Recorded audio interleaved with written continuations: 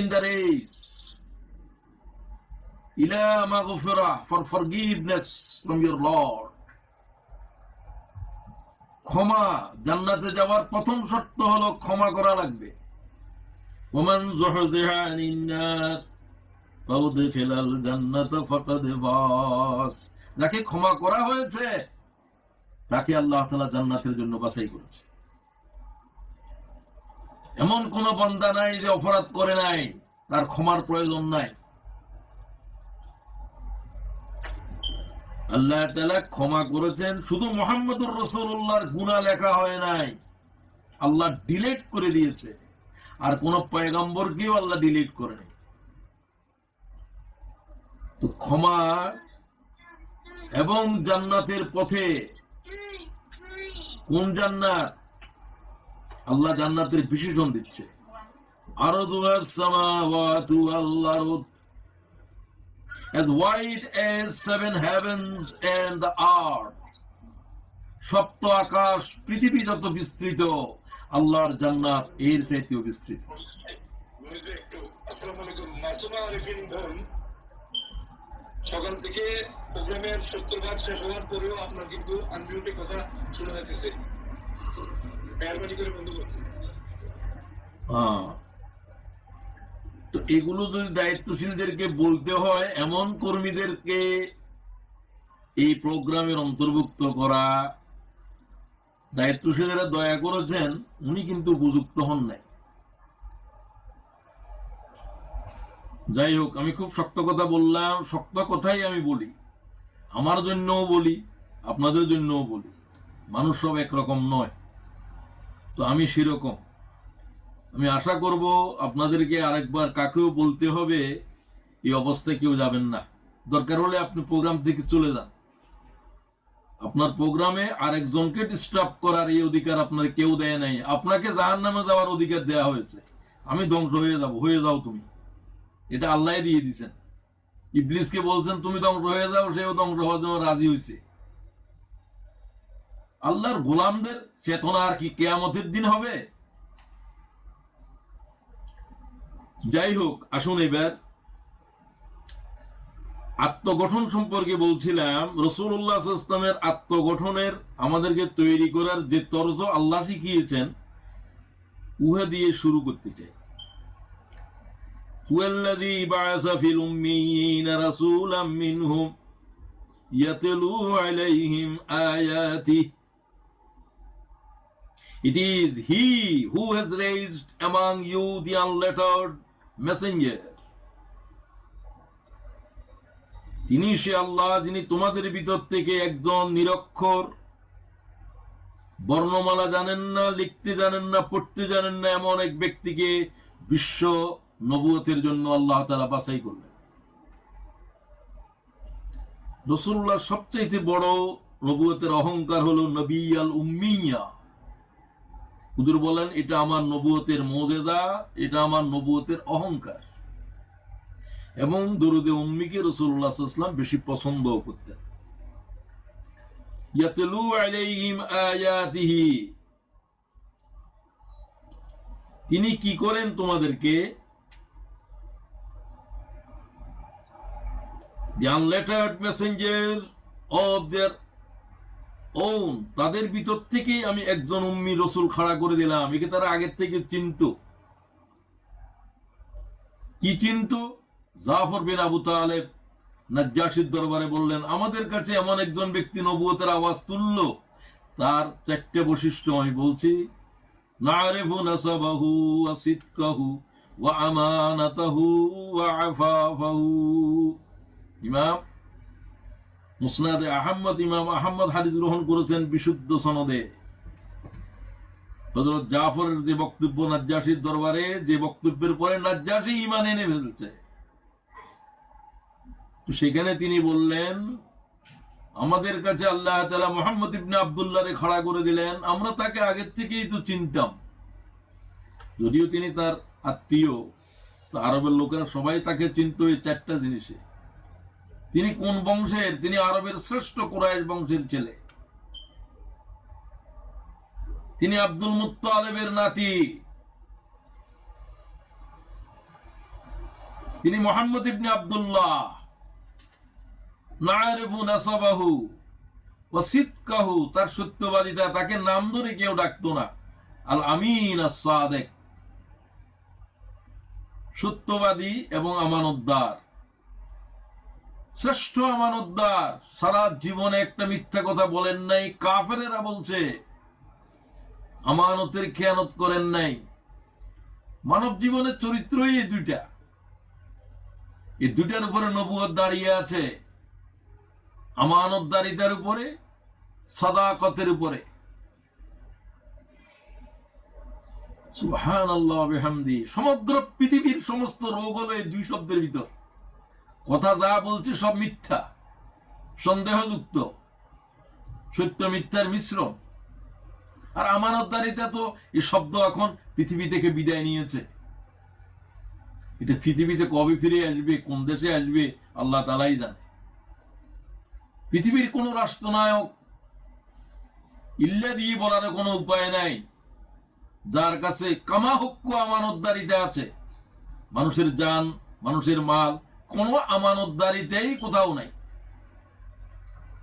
অথচ দায়িত্ব দেওয়ার জন্য এই দুই গুণ থাকতেই হবে। দায়িত্বশীলের জন্য যাদেরকে বাছাই করেছে, 24 ঘন্টাতে মিথ্যা কয়টা বলে? আমি তো আমার বুকের উপরে হাত দিয়ে বলতে পারবো না যে জীবনে এরকম দিন গিয়েছে কিনা। কোনো না কোনো পর্যায়ে কোন মিথ্যার সাথে সংস্পর্শ একেবারেই ছিল না। 63 বছর হায়াতের ভিতরে একটা মিথ্যা লব্জ জিহ্বা থেকে বলে নাই। আমানতদারিতার এক চুলছে চুল, জাররা সে জাররা মুহাম্মদের জিন্দেগির উপরে আঙ্গুল তোলার কারো কোনো সাধ্য নাই।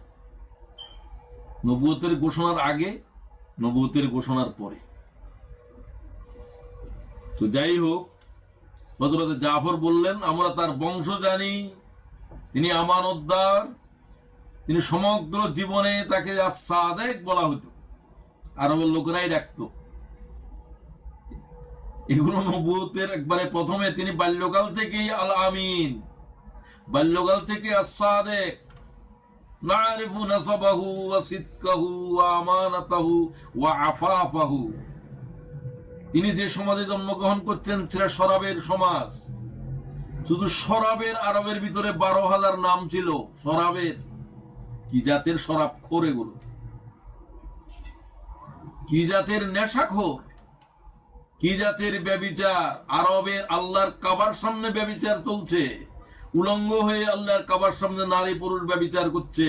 সেই সমাজে মুহাম্মদ এসেছেন সাল্লাল্লাহু আলাইহি ওয়াসাল্লাম। জাফর বলছে তার চরিত্রের উপরে কোন কলঙ্কের দাগ নাই, নিদাক, নির্মল। এই 4টে বৈশিষ্ট্য পৃথিবীর কোন মানবের আছে? মুহাম্মদ ইবনে আব্দুল্লাহর একদিকে, তামাম জগতের একদিকে রাখো। তো তিনি, তার পরিচয় এই, তাকে আল্লাহ বাছাই করেছেন নবুয়তের জন্য। ইয়াতলু আলাইহিম আয়াতিহি,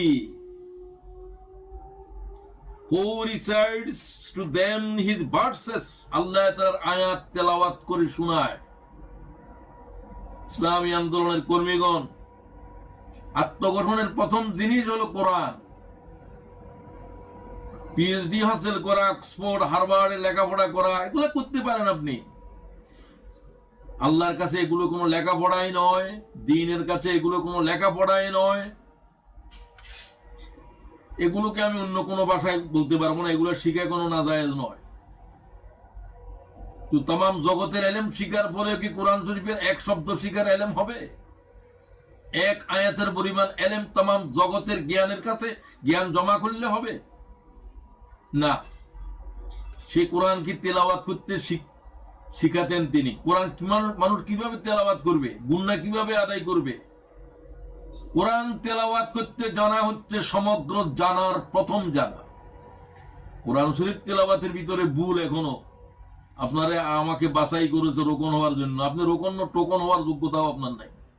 আপনি এখনো কোরআন শরীফ বিশুদ্ধ করতে জানেন না। কোরআন শরীফ বিশুদ্ধ করতে 21 দিন সময় লাগে।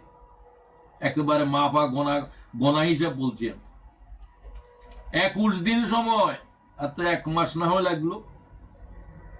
এবং এটা শিখতে হবে কারির কাছে বসে বসে। 80 বছরের উপরে বয়স, সারা দুনিয়ার শ্রেষ্ঠ আলেমদের অন্যতম ইবনুল কাইয়িম জৌজি, তিনি বললেন আমি তো তাসবিদের ইলম শিখি নাই, এত ইলম শিখলাম। আমি এখন তাসবিদের ইলম শিখার জন্য তিনি যাচ্ছেন যখন, তখন তার বয়স কেউ বলছে 90, কেউ বলছে 80-র উপরে। জীবনের এই সময় পর্যন্ত ইলমের এই পিপাসা ইবনুল কাইয়িম জৌজি নাম শুনে নিয়েন, যিনি বলছেন আমি কিতাবের উপরে মৃত্যুবরণ করব, কিতাবের পাতা হবে আমার কফিন। সুবহানাল্লাহ বিহামদি। যাই হোক, তো আমাদের যে রাসূলুল্লাহ সাল্লাল্লাহু আলাইহি ওয়াসাল্লাম শিখিয়েছেন কোরআন তিলাওয়াত কিভাবে করতে হবে, এটা একটা গুরুত্বপূর্ণ বিষয়। ওয়া ইউআল্লিমুহুমুল কিতাব, তিনি এই কিতাবের জ্ঞান শিক্ষা দিয়েছেন।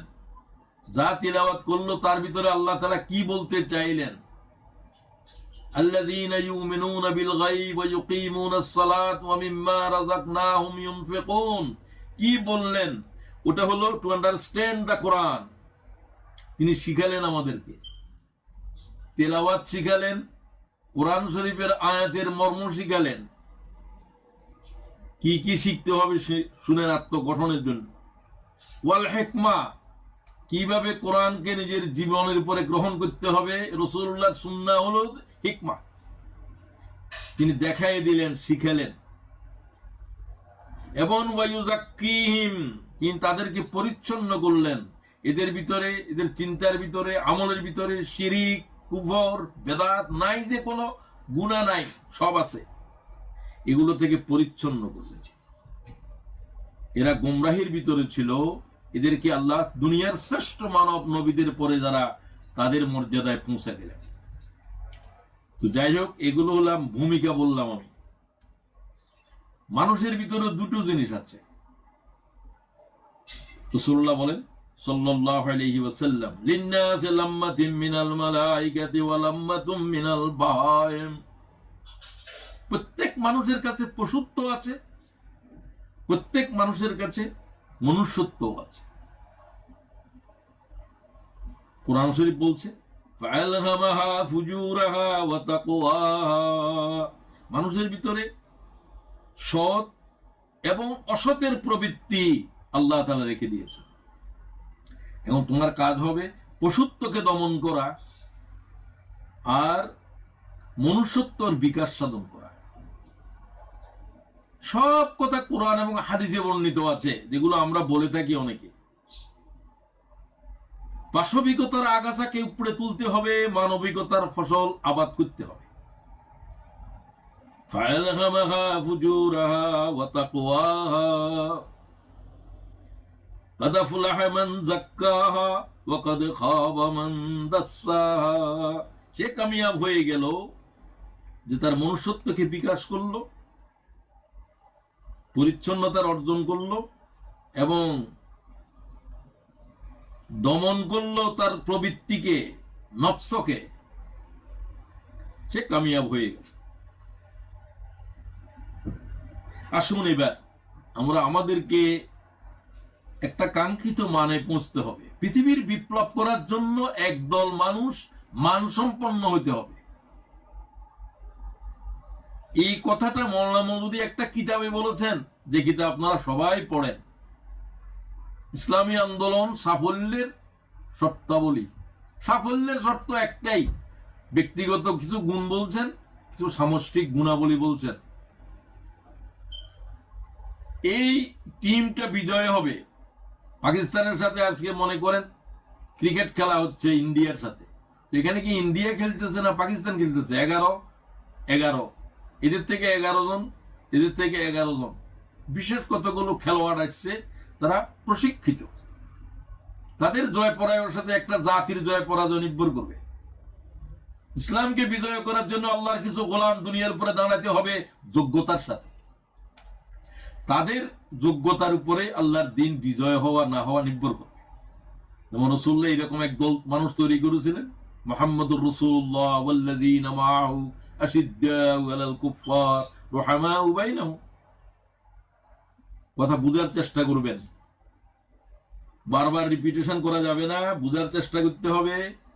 খুব দায়িত্বশীল পর্যায়ের ভাই বোনদের কাছে আমি কথা বলছি। ভাই বোনের জন্য কোনো আলাদা কিতাব নাই, আল্লাহর আলাদা কোনো পয়গম্বর নাই, এক পয়গম্বর এক কিতাব, জেনে রাখেন। সামান্য কিছু পার্থক্য আছে, সেগুলো আলোচনার বেশি একটা দরকারই নেই।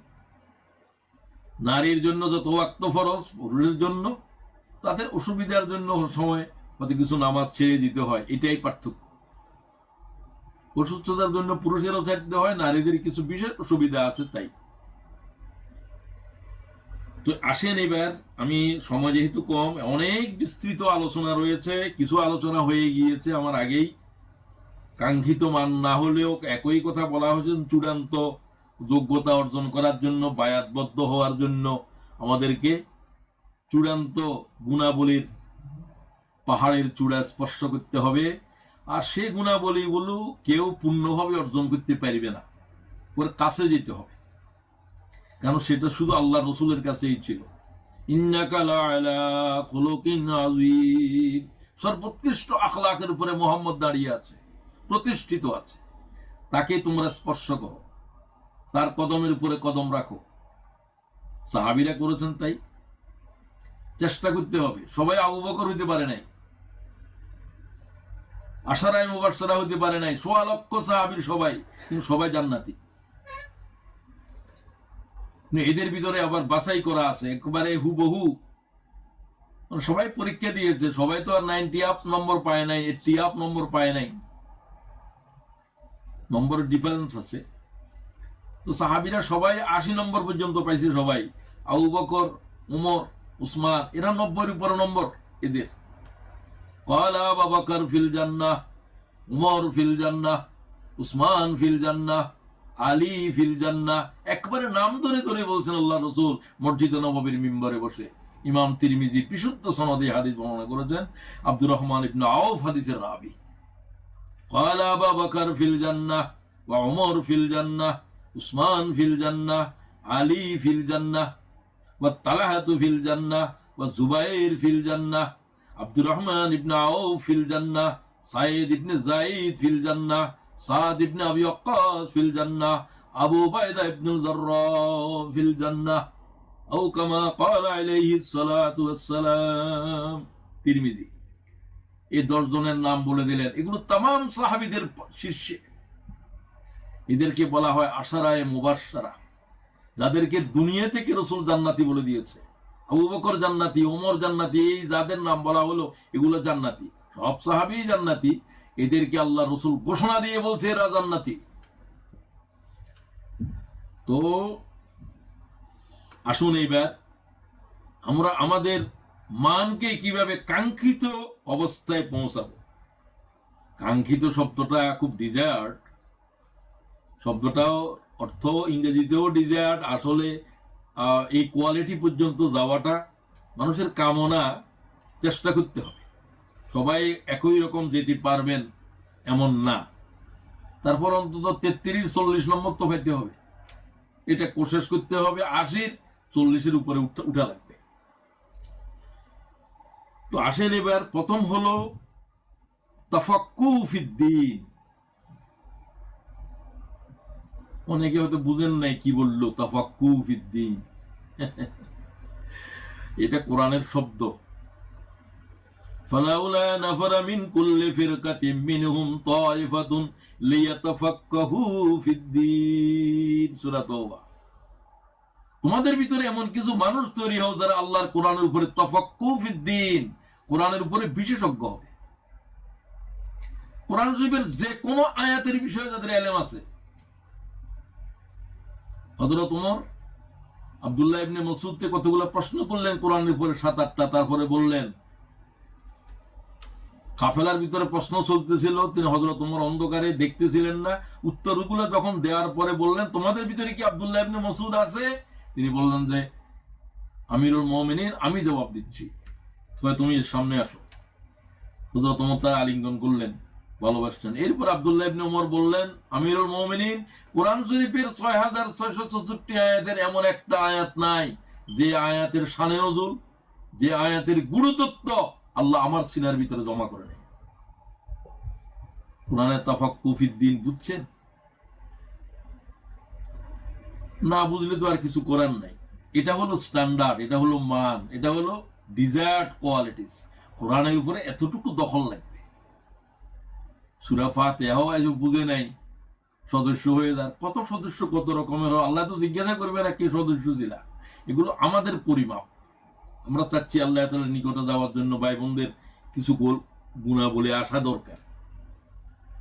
তো তাফাক্কু ফিদ্দীন, দ্বীনের উপরে জ্ঞান।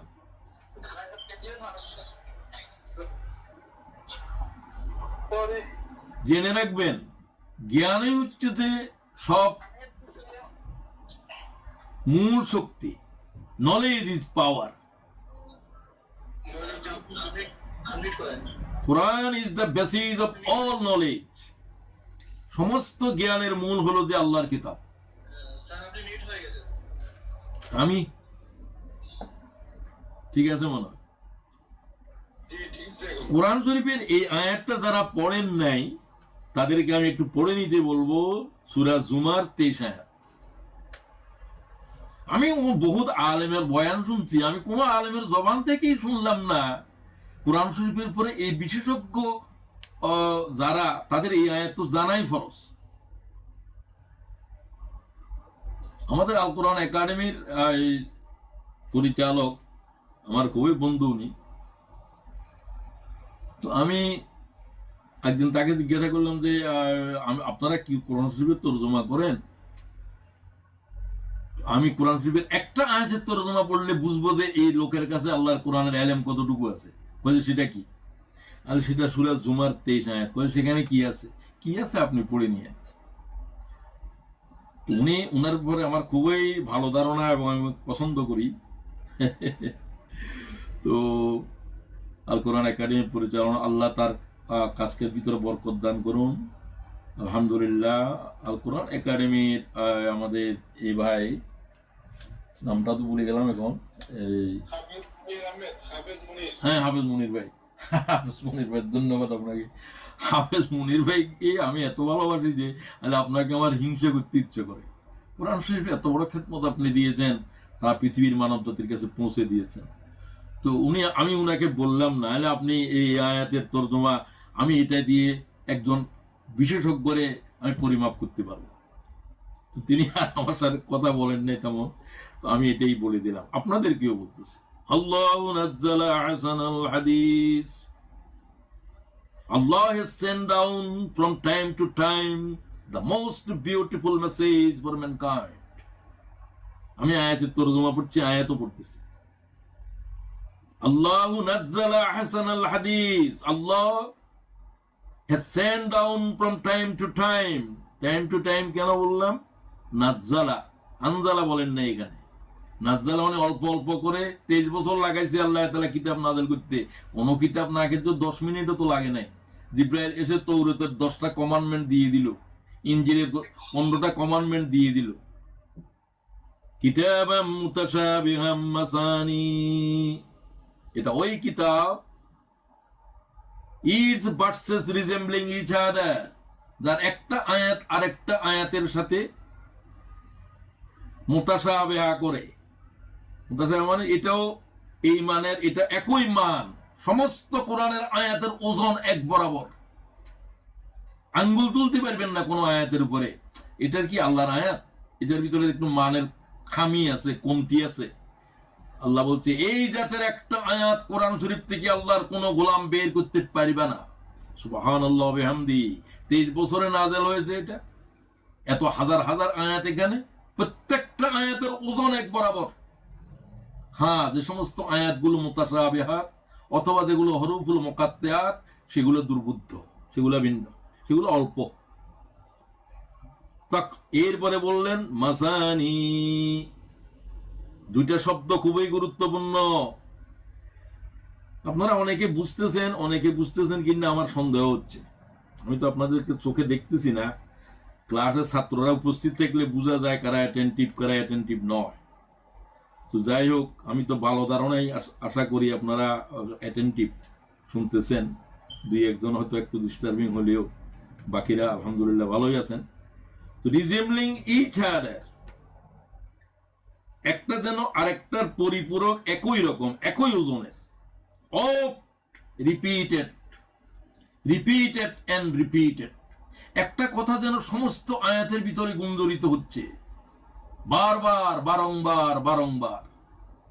আমি বহু আলেমের জিজ্ঞাসা করলাম, আল্লাহ কি বলতেছে আমারে বুঝাই দাও। যে আমি বুঝতেছি না। তো তুমি তো কোরআনের হাফেজ, মাদ্রাসাতে কোরআন বিভাগ যারা, তাদের কি পড়াও? মহিল আপনাকে বুঝাতে পারবো না। তার মানে ভালো করে নিজেই বুঝেন না। কারো প্রতি কোনো আমি দৌড় দিচ্ছি না, আমি আমাদের ভাইদেরকে বলছি। আমি আমার উপস্থিত যারা আছেন তাদের ভিতরে কয়েকজনে কোরআন শরীফের এই আয়াতটা ভালোভাবে পড়েছেন। এটা হলো যে কোরআন শরীফের উপরে এই জাতের আয়াত আমার আর জানাই নাই। আমি শতবার কোরআন শরীফকে দেখার আল্লাহ আমাকে তৌফিক দিয়েছে। 70-এর দশক থেকে এমন কোন বছর নাই যে আমি কোরআন শরীফের টপ টু বটম পড়ি নাই, অর্থ সহ। আল্লাহ তাআলা আমাকে তৌফিক দিয়েছেন। আমি তো ওই পরিবারের থেকে আছি যে পরিবারের ভিতরে, বংশের ভিতরে কোনো আলেম নাই। আমার 14 পুরুষের ভিতরে কোনো আলেম আছে আমি জানি না। তো আল্লাহ তাআলা ইসলামী আন্দোলনের বরকতে আল্লাহ তাআলা আমার বকশিশ করেছেন, এবং আমার নিজের ভিতরে আল্লাহ তাআলা এই পিপাসা দিয়েছেন। আপনাদেরকে আল্লাহ বকশিশ করুন, আরো বেশিভাবে করুন, এটা আমি দোয়া করি। এই যে বারংবার বারংবার এই কথাটা জবাব দিতে পারলো না যে তো অনেকেই, শুধু তফহিমুল কোরআনের মুসান্নিফের আমি জবাব পেয়েছি কিছুটা বলবো।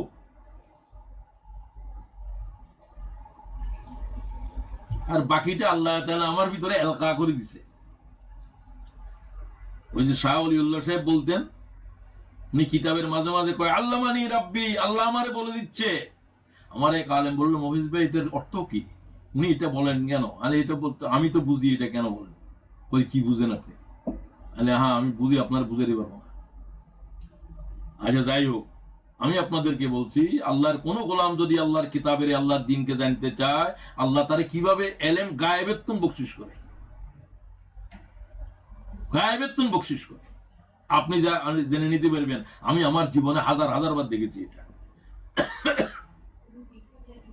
কিন্তু আপনাকে আগ্রহী হইতে হবে জিনের জানার ক্ষেত্রে, বুঝার ক্ষেত্রে। তো আল্লাহ বলছেন যে একটা কথা বারংবার বারংবার প্রতিটি আয়াতের বুকের ভিতরে আছে, সেটা তৌহিদ। আমি বলে দিলাম তৌহিদ, আপনি এটা খুঁজে বের করতে আপনার অনেকের উমর শেষ হয়ে যাবে। আমার তো এখন উমর শেষ হয়ে শেষ প্রান্তে দাঁড়াইছে। আমার বুঝতে 72 বছর লাগছে, 70 বছর গেছে। 50 বছর ধরেন আমি কোরআন শরীফের সাগরের তীরে আছি। আল্লাহ তাআলার শুকরিয়া আদায় করছি। আমি আপনারা আমার পরিবারের লোক বিদায় এত কথা বলতেছি। এত আপন কথা অন্যদের কাছে বলার দরকার নাই, আমি অন্যদের কাছে কথাও বলি না। এরা পন্ডিত, এদেরকে আমরা কি বলবো? আমি আমাদের ভাইদের কাছে, বোনদের কাছে এই কথা বলি। এবং আমি বলে যে অন্যদের কাছে কথা বলার প্রয়োজন নেই। আমি তাদের কাছে কথা বলবো যারা আল্লাহর দিন, আল্লাহর কোরআন কায়েম করার যুদ্ধ করছে। বাকিদের কাছে আমার কিছু বলারও নেই, তারা তো বড় বড় পন্ডিত। তো এই দেখেন এখানে দুটা কথা, এই দুটা বিশেষণ এখানে আল্লাহ কোরআন শরীফের জন্য ব্যবহার করলেন। এরপরে বললেন তাকশাইরু মিনহু জুলুদুল্লাযীনা ইয়াখশাউনা রাব্বাহুম, the skins of those who fear their Lord shiver from it. যারা আল্লাহকে ভয় করে তারা কোরআন শরীফের আয়াত পড়ার সময় তাদের কলিজা থরথর করে ওঠে। আমার কলিজা কি নড়ে না? তার মানে আমার ভিতরে আল্লাহর খৌফ জাগে না। আল্লাহ বলছেন জুলুদ, তাদের চামড়া, তাদের প্রতিটি পশম নড়ে উঠবে। এখানে কলিজার কথা বলেন নাই, বলছে যে চামড়ার প্রতিটি পশম নড়ে উঠবে। আল্লাহর কোরআন শরীফের আওয়াজ তার কলবের উপরে, তার দেহের উপরে এইভাবে আসর করবে। সুম্মা তালিনু জুলুদুহুম ওয়া কুলুবুহুম, তার দেহ তার মন দুইটাই, জুলুদ এবং তার কুলুব, ইলা যিকিরিল্লাহ, আল্লাহর স্মরণে মুতাওয়াজ্জিহ হয়ে যাবে। কি বলে আল্লাহ তাআলা? কোরআন কি সে কোথাও বলল? কোরআনের আসর কি মানব দেহের উপরে, মানব কলিজার উপরে? আল্লাহ তাআলা বলে যালিকা হুদাল্লাহ, হেদায়েতের এটাই হলো কিতাব। তৌরাত, ইনজিল, জবুর এগুলা কোনটাই এখন হেদায়েতের কিতাব নয়। আর যত কিতাবের নাম, যত বুখারী, মুসলিম, আবু দাউদ বলতেছেন, আল্লাহ বলছে যালিকা হুদাল্লাহ, এই হচ্ছে আল্লাহর হেদায়েতের কিতাব। হেদায়েত এই কিতাবের ভিতরে আছে, এই কিতাবের আয়াতের ভিতরে আছে। এই কিতাবের আয়াত কোন নবী বানাতে পারবে না, রাসূল বানাতে পারবে না, তাম পৃথিবীর মানব একটা আয়াত বানাতে পারবে না। আমি যখন বলি যে কোরআন শরীফের কাছে বুখারী শরীফ কি কোনো কিতাব, আপনি বলেন যে বুখারী শরীফ তো হেই সেই অমুক তমুক, জামায়াত ইসলামের কেন্দ্রীয় লোকেরা আমার পরামর্শ দেয়। তাহলে তোমাদের পরামর্শ গ্রহণ করলাম, তবে তোমাদের কাছে আমার পরামর্শ হলো যে তোমরা তোমাদের ইমান ঠিক করো। গই কোরআন শরীফের মোকাবেলা যদি কোনো কিতাব আছে মনে করে, তোমার ইমান নাই আল্লাহর কিতাবের উপরে। আল্লাহ কি বলেন? قل لئن اجتمعت الإنس والجن على أن يأتوا بمثل هذا القرآن, এই কোরআনের একটা আয়াত বানানোর জন্য 1,24,000 পয়গম্বর জমা করো, জিন্নাত জমা করো, মানব জমা হও, মালায়েকা জমা করো, আল্লাহ ছাড়া যাদের দরকার তারে হাজির করো, একটা আয়াত বানাতে বলো, ইলা ইয়াউমিল কিয়ামা, কিয়ামত পর্যন্ত সময় দিলাম আমি, লা ইয়াতুনা বিমিসলিহি, বানাইতে পারিবা, আমার কোরআনের মতো পারিবা না। বর্ণমালাও তোমার জানা আছে 29টা, সবকিছু জানা আছে। কি কিতাব আল্লাহ নাযিল করলেন, আমি কি পড়ি আজ সদস্য হয়ে যাচ্ছে। আমি যদি জিজ্ঞাসা করে আলিফ লাম মিমের থেকে নাস পর্যন্ত কয়বার খতম করেছেন জেনে বুঝে, হয়তো কি জানে 2-1 জনে বলতে পারবেন যে পড়েছি 2-1 বার। তো অনেকে এখনো কোরআন শরীফ বিশুদ্ধও জানেন না। আমি আপনাদেরকে আর কিছু বলতে চাচ্ছি না, আপনারা বুঝে নেন, যার যার অবস্থার প্রতি সে নজর করেন। তো আমি প্রথম কথা শেষ করতে চাই, কোরআন শরীফের উপরে মান হলো প্রতিদিন 2টা আয়াত বুঝে বুঝে পড়া নয়, দিস ইজ নট মান। মান হলো কোরআন শরীফ পড়ার সাথে কাগজ কলম হাতে নাও। মাওলানা মওদুদী সাহেব বলেন, অনার্স ক্লাসের ছাত্র পরীক্ষার পূর্ব রজনীতে যে পিপাসা নিয়ে লেখাপড়া করে, আল্লাহর কোরআনকে কলম হাতে সেভাবে পড়ো। এগুলো মাওলানা মওদুদীর কোটেশন, যার কোটেশন আমার কলিজার মধ্যে বেশি দাগ কেটেছে। তিনি বলেন, কোরআন শরীফের জন্য হৃদয়ের ভিতরে পিপাসা লাগবে, সাহারার যে পিপাসা আছে। আপনি এই ধরনের একটা উপমা শুনছেন কারো কাছে? সাহারার কি পিপাসা আছে? এগুলো বুঝার জন্য তো মাওলানা মওদুদীর মতো আলেম লাগবে। কোন আলেমের জবানে শুনছেননি কোরআন শরীফের জন্য এই পিপাসা নিয়ে কোরআন পড়ো। সাহারার পিপাসা কি, এটাও অনেকে বুঝেন নাই। আচ্ছা, আমি বুঝাই দিচ্ছি। আটলান্টিক দরিয়ার পানি যদি আপনি সাহারা মরুভূমিতে ঢেলে দেন, এটা 1 নিমিষে চুষে খেয়ে নেবে। সাহারা এত পিপাসার্থ। আপনাকে কোরআন শরীফের এই আটলান্টিক দরিয়ার উলুম গ্রহণ করার জন্য সাহারার পিপাসা লাগবে। এই পিপাসা যার আছে তার কি ঘুম আছে? আপনি তো ঘুমের জন্য প্রোগ্রামে বসতে পারেন না, কি পিপাসা আপনার? আপনার কাছে তো ঘুমের পিপাসা। আমি আপনাদের কোনো করছি না, আপনারা আমার ছোট ভাই বোন, বেশিরভাগই ছোট, 70 বছর বয়স হলো, ওখানে টিসিতে নাই, থাকার কথা নয়, থাকলেও 2-1 জন। তো আমি এই আর কথা বলতেছি না, কাগজ কলম হাতে আল্লাহর কোরআনকে টপ টু বটম এই পিপাসা নিয়ে পড়ো। আমি আর সামনে যেতে পারতেছি না, সময় নেই, আমাকে আরো অনেক কথা বলতে হবে। এরপর আমি দ্বিতীয় কথা বলছি, ইমানকে আগে না বলে আগে বললাম যে এলমকে, কারণ ইমানের জন্য এলম শর্ত। কোরআন শরীফের জ্ঞান থাকলে ওটার উপরে ইমান আনতে হবে। আমরা শুনলাম নবীগণ আমাদেরকে ইমানের দিকে ডাক দিচ্ছে, অতঃপর আমরা তার উপরে ইমান আনলাম। এই অতঃপর, ইমানটা অতঃপর, আগে আসবে এলম। খবর আসছে নবীর থেকে, রব্বানা ইন্নানা সামি'না মুনাদিয়ান ইউনাদি লিল ঈমান, আমাদেরকে ইমানের দিকে ডাকা হচ্ছে, আমরা উহার উপরে ইমান আনলাম। আনা আমিনু, আমাদেরকে বলা হলো যে তোমরা ইমান আনো। এই কথার উপরে আল্লাহ ছাড়া কোনো মাবুদ নাই, এই কথার উপরে ইমান আনো। তো ইমানের বিষয়ে কতগুলো জিনিস মুখে উচ্চারণ করার নাম নয়, এটা তো আল্লাহ কোরআনের শুরুতে বলে দিয়েছেন, ومن الناس من يقول آمنا بالله وباليوم الآخر وما هم بمؤمنين। যারা বলে আমরা আল্লাহর উপরে, পরকালের উপরে, রসুলের উপরে ঈমান আনলাম, আল্লাহ কয় এরা ঈমান আনে নাই। লোকেরা পরে ঈমান আনছে, সে বলে আমি ঈমান আনছি, আল্লাহ কয় তুমি ঈমান আনো নাই, তুমি ঈমান বুঝো নাই। ওয়ালাম্মা ইয়াদখুলুল ঈমান ফি কুলুবিকুম, তোমার কলবের ভিতরে ঈমান ঢুকে নাই। জিহ্বা দিয়ে নাড়াচাড়া করার নাম ঈমান নয়, লা ইলাহা ইল্লাল্লাহ লা ইলাহা ইল্লাল্লাহ 1000 বার পড়ার নাম ঈমান নয়। ঈমান একবারই পড়েছে আর জ্বলন্ত আগুনের ভিতরে আহাত আহাত আহাত করতেছে। লাল কয়লাগুলো শরীরের চামড়া গোশতকে পুড়ে দেহের ভিতরে ঢুকে যাচ্ছে, আর তারা আহাত আহাত আহাত বলে চিৎকার করছে। এদের কলিজার ভিতরে ঈমান ঢুকেছে। খুব খেয়াল করেন, ফাঁসির মঞ্চে যাওয়ার সময় গিয়ে ফাঁসির মঞ্চের উপরে দাঁড়িয়ে নিজে বলেছিল, তোমরা সাক্ষী রাখো, আমি ঘোষণা দিচ্ছি আশহাদু আল্লা ইলাহা ইল্লাল্লাহ ওয়াহদাহু লা শারীকা লাহু। এদের কলিজার ভিতরে ঈমান ঢুকেছে। ঈমান কলিজার ভিতরে ঢুকে এত সহজ বিষয় নয়। এটা একবারেই ঢুকে, আর ঢুকলে বাইর হয় না। কতবার বাইর আর কতবার ঢুকে। বাইর হয়ে যেটা ঢুকে যায় এটা হলো নেফাক। নেফাক হলো যে নফাকুন, আমাদের যে নেয়ার ঢুকাই পায়জমার, এটাকে নফাকুন বলে। মানে একদিকে ঢুকানোর জায়গা, আরেকদিকে বাইর হওয়ার জায়গা আছে।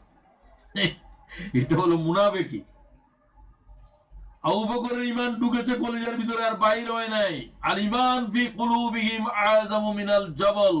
মান কি? মান হচ্ছে যে এদের ঈমান। আব্দুল্লাহ ইবনে ওমর বলছে, আমার আব্বাদের ঈমান, আবু বকর ওমরের ঈমান এরকম ছিল, উহুদ পাহাড় যেরকম আরব জমিনের উপরে দাঁড়িয়ে আছে। খুব ভালো করে বুঝেন, উহুদ পাহাড় আরব জমিনের উপরে দাঁড়িয়ে আছে, এটা যেমন ঠিক তদ্রুপ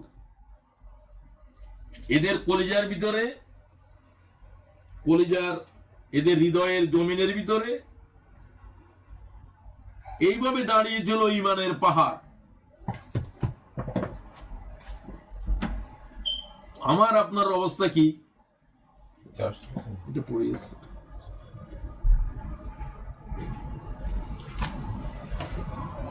আচ্ছা, ঈমানের উপরে বেশি কথা বলতে, ঈমানকে একিনে পৌঁছাইতে হবে। মান হলো এটা। ঈমান থেকে শিরিক নেফাক বের করতে হবে। শিরিক যুক্ত ঈমানের নাম ঈমান নয়। ওই বাইর হয়ে ঢুকে এই মুনাফিকের নাম ঈমান নয়। ওয়ালাম্মা ইয়াদখুলুল ঈমান ফি কুলুবিকুম, ওই যে বললেন হযরত ওমর, কাতাদা জিজ্ঞাসা করলো ইবনে ওমরকে যে তোমার আব্বাদের ঈমান কিরকম ছিল? আল ঈমান ফি কুলুবিহিম আযামু মিনাল জাবাল। পাহাড় যেরকম জমিনের উপরে দাঁড়িয়ে আছে, আমার আব্বাদের কলিজার মধ্যে জমিনের উপরে ঈমানের পাহাড় এইভাবে দাঁড়িয়েছিল। দুনিয়ার কোনো কিছুই, দুনিয়ার কোনো যাতনা, দুনিয়ার কোনো অত্যাচার তাদেরকে ঈমান থেকে এক চুল হটাতে পারে নাই। পাশ্চাত্য দুনিয়ায় যারা থাকি আমরা, তাদেরকে আমি বলছি, এই সভ্যতার জৌলুস, এই সভ্যতার অনাচার, এই সভ্যতার ব্যভিচার, শরাব, নেশা এবং নারী, এই সব কিছু আমাদের চোখের সামনে আছে। একেবারে হাত বাড়াইলেই এর উপরে ঈমানের উপরে দাঁড়িয়ে থাকতে হলে, ওই আমাকে ইসমাইল ভাই একবার বলছিলেন, তিনি যখন পিএইচডি করতেছিলেন ক্যামব্রিজে, ঢাকা বিশ্ববিদ্যালয়ের, তিনি আমাকে বললেন, মফিজ ভাই আমি এই সভ্যতার ভিতরে আছি, এই সভ্যতা আমার চামড়ার উপরেও আঘাত করে নাই, কলিজে যাওয়া তো অনেক দূরে। আমি ধন্যবাদ দিচ্ছি তাকে, সে এখনো জীবিত আছে, চট্টগ্রামে তার বাড়ি। আমাকে ইসমাইল ভাই বললেন, আমি আমার ওয়াইফ আমরা সবাই দেখতে গেলাম, আমি অক্সফোর্ড দেখতে গেলাম, ক্যামব্রিজ দেখতে গিয়েছি, তো ইসমাইল ভাইয়ের সাথে দেখা হলো। উনি বললেন, মফিজ ভাই এ সভ্যতার জৌলুস আমার চামড়ার উপরেও আঘাত করে নাই, আমার কলিজা পর্যন্ত যাওয়া তো বহুত দূরে। তিনি চলেই গেছেন পিএইচডি নিয়ে, থাকেন না এই দেশে। তো আমি চলে যাওয়ার জন্য বলতেছি না, বলতেছি এইরকম মানুষ আল্লাহ তাআলা এই আন্দোলনের ভিতরে, এই বিপ্লবের ভিতরে আল্লাহ সৃষ্টি করেছেন। তাদের মতো হওয়ার চেষ্টা করেন। এই পর্যন্ত ইমানকে পৌঁছানো, এটা বহু আলেম ওলামার ভিতরে আপনি খুঁজে পাবেন না। এরা তো কতগুলো চিজ যেগুলো বেচা কিনা হইতেছে আজকের সমাজে না। তো এই ইমান বাড়বে কোরআন শরীফ যত পড়বেন।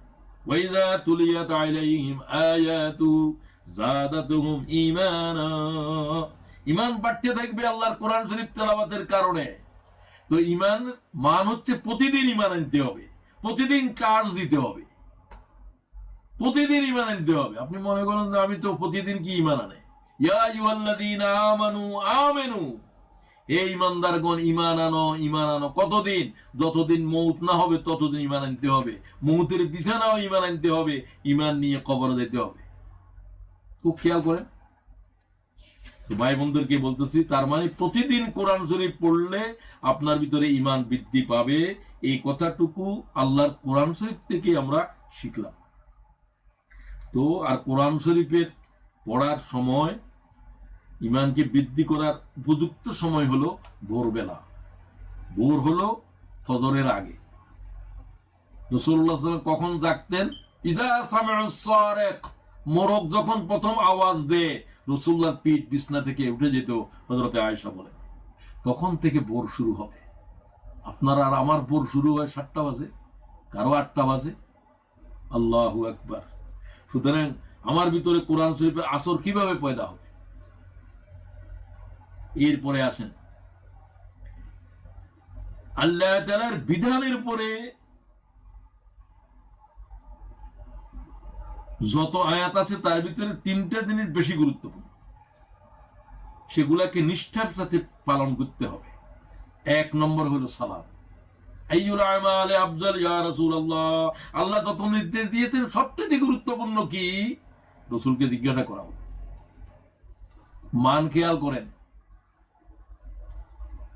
قال رسول الله, রাসূলুল্লাহ জবাব দিচ্ছেন আসসালাতু লিওয়াক্তিহা, ওয়াক্তের সাথে নামাজ আদায় করো। ওয়াক্ত উল্লেখ করে দিলেন কারণ ওয়াক্তের সাথে নামাজ আদায় করা ফরজ। ওয়াক্তের সাথে নামাজ আদায় করো।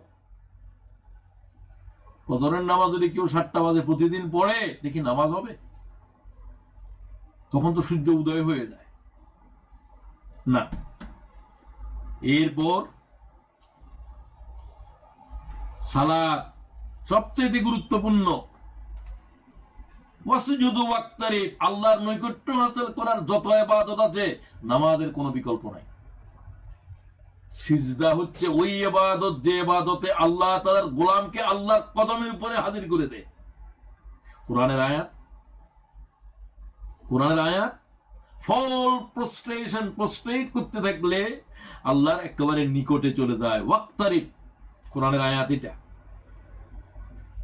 সুতরাং কাদ আফলাহাল মুমিনুন আল্লাযীনা হুম ফি সালাতিহিম খাশিউন, ওই নামাজ অর্জন করেন, পড়েন যে নামাজ খাশিউনদের নামাজ।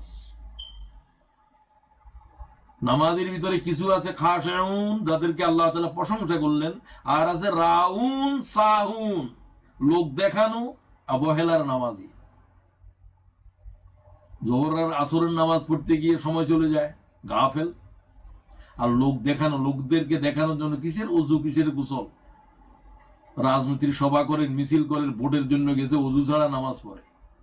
আল্লাহ বলছে লানত এদের উপরে, ফাওয়াইলুল লিল মুসাল্লিন, এই ধরনের মুসল্লিদের উপরে আল্লাহর লানত, অভিশাপ। তো আসেন সালাত আদায় করতে হবে। মান হলো সাল্লু কামা রাআইতুমুনি উসাল্লি, আমি যেভাবে সালাত আদায় করি সেভাবে আদায় করো। সাহাবী নামাজ আদায় করলেন, হুজুর দেখে রইলেন। হুজুর বলছে কি নামাজ পড়েছ? আবার সালাত পড়ো। আবার পড়লেন, রাসূলুল্লাহ তাকিয়ে রইলেন, সালাত আদায় হয়নি। তুমি কি সালাত আদায় করো? তখন হাদিস বললেন সাল্লু কামা রাআইতুমুনি উসাল্লি, আমি যেভাবে নামাজ আদায় করি সেভাবে আদায় করো। খুব খেয়াল করেন। রাসূলুল্লাহর সালাতের উপরে অনেক কিতাব আছে, আমারও বক্তব্য আছে, আপনারা পড়ে নেবেন।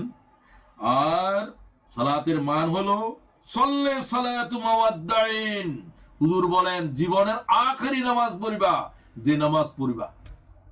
আজকে যোহর নামাজ পড়বো, এখন হুজুর বলছেন যখন নামাজে দাঁড়াবে তখন ভাববে এটা আমার জীবনের শেষ নামাজ। আর নামাজ পড়ার জন্য আরেকবার জোহর পর্যন্ত আমার হায়াত আছে কিনা আমি জানি না। এই হলো মান। নামাজের ভিতরে বুতাম লাগার, নামাজের ভিতরে মোবাইল করে, মোবাইল খোলে, কত কিছু করে। এই সমস্ত নামাজের উপরে আল্লাহ নামাজের এদের উপরে নিক্ষেপ করে দেয়। হাদিসের লফজ, কোন কোন হাদিসে বলছে এদের নামাজ, এদের ইবাদত মাথার এক বিগত উপরে উঠে না, আকাশে যাওয়ার তো দূরের কথা। সুম্মা আইয়ু ইয়া রাসূলুল্লাহ, হুজুর আল্লাহ তাআলার বিধানের দ্বিতীয় গুরুত্বপূর্ণ কথাটা বলেন ইবাদত হিসাবে, যেটা আল্লাহ বলছেন বিররুল ওয়ালিদাইন, মাতা পিতার খেদমত করো, মাতা পিতার সাথে ভালো আচরণ করো। কোন ইউরোপ জগতে থাকি মাতা পিতার কোন যে অধিকার আছে এ কথা এদের অধিকারের কিতাবেই নাই, সংবিধানেই নাই। মানবাধিকার নিয়ে অনেক সোচ্চার, আরে মানবাধিকার পিতা মাতার অধিকার আগে বলো, তারপরে মানবাধিকার। যাদের কারণে পৃথিবীতে জন্ম হয়েছে তোমার, যে সভ্যতা তার মাতা পিতাকে চিনল না, এটাকে সভ্যতা বলা যায় না।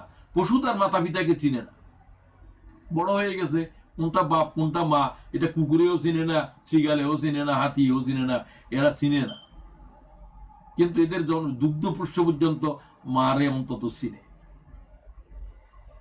যে সভ্যতা মানব জাতিকে তার পিতামাতা হারিয়ে ফেলেছে, সে সভ্যতার উপরে লানত করতেছে। কবে যে তারা বুঝে আসবে যে এই পৃথিবীতে সবচেয়ে গুরুত্বপূর্ণ অধিকার আমার মাতা পিতা। তোমার কুকুরের হক তুমি বুঝো, সকালে একবার তারা হাঁটায়, বিকালে একবার হাঁটায়, তার অধিকার এটা। তারা গভর্নমেন্টের পয়সা দেয় এবং তার প্রতি এই দায়িত্ব। তার ঘরের ভিতরে, গাড়ির ভিতরে, ঘরের ভিতরে কুকুরের জায়গা আছে, তার মায়ের জায়গা নাই, বাপের জায়গা নাই। তো তোমার কি সভ্যতার উপরে? আফসোস আমাদের জন্য, আমরা কি অসহায়, এবং আমাদের জন্য এই অসহায়ত্ব আসতেছে। আমাদের ছেলে সন্তানেরাও আমাদেরকে চিনবে না। 18 বছরের পরে তো আর দরকার নেই, 18 বছর পরে মা বাপের প্রয়োজন নেই। মা বাপ কি তোমাকে শুধু লালন করার জন্য?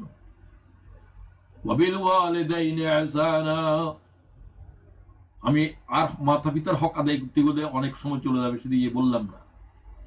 আমি সব ভাই বোনদেরকে বলতে চাই, ইসলামী আন্দোলন কর্মীদেরকে, জেহাদের জন্য আসলেন, হুজুর তার দিকে তাকাই বললেন তোমার ঘরে কে আছে? কইতে আমার আম্মা আছে। তোমার আম্মার কি অবস্থা? কই অসুস্থ। চলে যাও। কিসের জেহাদ তোমার? তুমি মায়ের সাথে জেহাদ করো। রাসূলুল্লাহ বললেন তোমার জেহাদ নাই। হযরত ওয়াইস রাসূলুল্লাহর কাছে জন্মগ্রহণ করেছেন, হুজুরের রওজার পাশেই তার বাড়ি, ইয়ামন করণ শহরে। রাসূলুল্লাহকে দেখতে পারলেন না মায়ের সেবার জন্য, তিনি বিয়েও করেন নাই। প্যারালাইজ মা ঘরের ভিতরে, মায়ের সেবা করেছেন, কেউ নাই দেখার। আল্লাহ রসুল জীবিত থাকা অবস্থায় তার মা ইন্তেকাল করে নাই। হযরত ওয়াইস রাসূলুল্লাহর উপরে ঈমান আনলেন, সবকিছু করলেন, কিন্তু রাসূলুল্লাহর সাহাবী হইতে পারলেন না। আর হুজুর বললেন আমার ইন্তেকালের পরে তার মাও ইন্তেকাল করবে, সে তখন আসবে মদিনায়, আমার রওজায় কাঁদতে থাকবে।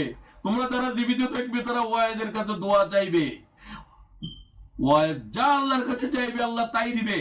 হাত নামানো লাগবে না, হাত তোলা অবস্থার ভিতরে দোয়া কবুল হবে।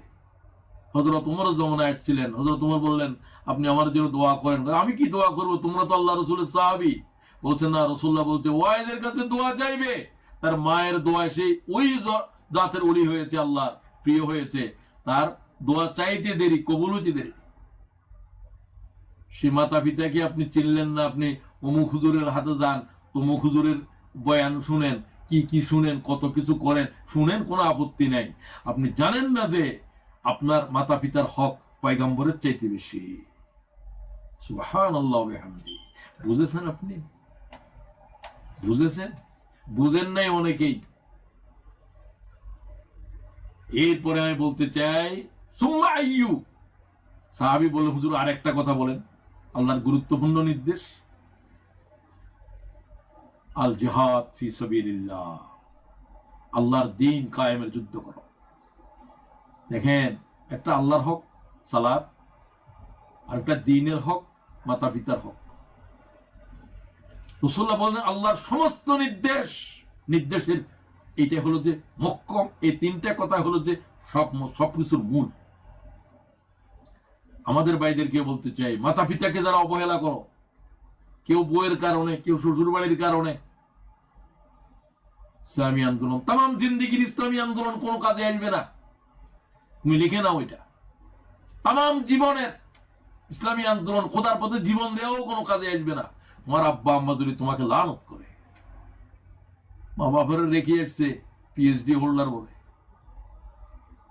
ওল্ড ম্যানস হাউসের ভিতর, বৃদ্ধাশ্রমের ভিতর, বেশরম। আর জেহাদে তো কোনোদিন দাঁড়ালোই না, এখন তো জেহাদ নাই। রাসূলুল্লাহ বললেন আল্লাহর গুরুত্বপূর্ণ নির্দেশ তৃতীয় হলো যে আল্লাহর দ্বীন কায়েমের যুদ্ধ করো। কোন ফিসাবি বললো না, কোন হুজুরি বললো না। সবাই বলে যে এখন আর জেহাদ কি, এখন দ্বীন কায়েমের যুদ্ধ কি? এগুলো তো উহুদে বদরে শেষ হয়ে গেছে। এদের কাছে আল্লাহর কোরআনের মুহাম্মদুর রাসূলুল্লাহ হাদিসের ইলম আছে? কে বলে? আমি তো বলতে পারছি না। এই হাদিস ইমাম বুখারী গ্রহণ করেছে বিশুদ্ধ সনদে। ইমাম বুখারী গ্রহণ করছে বললে আর বিশুদ্ধ সনদে বলার কোনো দরকারই নেই। এরপরে বলতে চাই, আল্লাহ যে সমস্ত জিনিস হারাম করে দিয়েছে তার কাছে যাওয়া যাবে না। নির্দেশের ক্ষেত্রে তিনটা গুরুত্বপূর্ণ, আর গুনাহের ক্ষেত্রে তিনটা বলতেছি আমি। এক হলো শিরক। আমার কোন বান্দা শিরিক করতে পারে না। আমার বান্দা, আল্লাহ বলছেন ইবাদের রহমান, শিরিক করতে পারে না। আল্লাহকে ছাড়া কাকেও ডাকতে পারে না, কারো বন্দেগী করতে পারে না। ওয়ালা ইয়াজনুন, জানা করতে পারে না। খুব খেয়াল করে, আল্লাহর সাথে শিরিক, নিজের উপরে যত অত্যাচার সেটা হলো যে জেনা। এরপরে বলছে ওয়াকাতালুন নাফস, মানব খুন করা। আল্লাহর বান্দাদের উপরে যত অপরাধ, সবচেয়ে বড় অপরাধ হলো খুন। এই তিন অপরাধকারীর জন্য আল্লাহর জান্নাত হারাম, হারাম এবং হারাম।